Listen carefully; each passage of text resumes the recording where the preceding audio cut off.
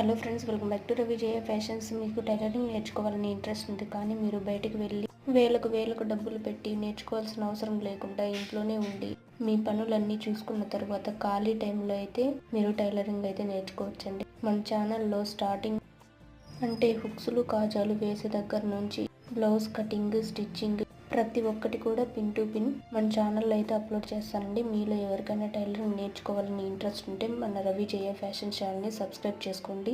వీడియోని లైక్ చేసి ఎస్ అని కామెంట్ చేయండి. మన ఛానల్లో 2 days నుంచి టైలరింగ్ క్లాసెస్ అయితే నేను చెప్తున్నానండి.